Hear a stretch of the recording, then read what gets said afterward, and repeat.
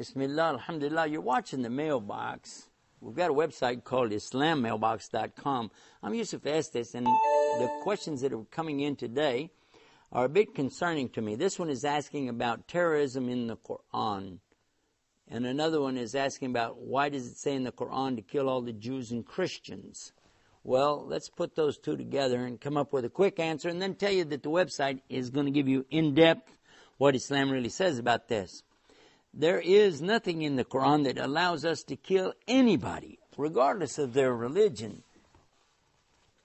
except what? Except for the guilty people who are doing something that is worthy of death. But other than that, if you kill an innocent person, this is as though you killed all of the human beings. That's in the Qur'an in chapter 5. It's very clear. As far as terrorism, the only terrorism Islam is talking about really is stopping terrorism, to counter terrorism. Sometimes we have qital, which is the word that's used in the Qur'an, not jihad, by the way.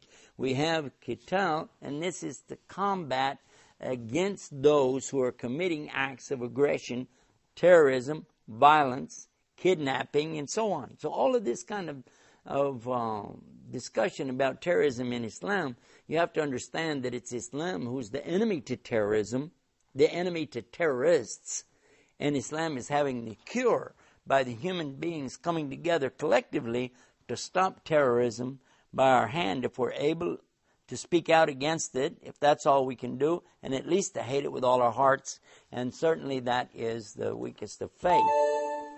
As far as killing Jews and Christians, the Jews and Christians are the closest to us throughout the Qur'an. Over and over through the Qur'an, we keep seeing the same beautiful teaching about the Ahl Kitab. Even if you go to verse 110 in chapter 3, Surah Al-Imran, and Allah says about this, that in the beginning it says, you're the best of nations raised up because you call the people to the ultimate good of Islam and you forbid the ultimate bad which takes them away. You believe in Allah. And if the people of the book had believed, it would be better from them. And from there are believers from them.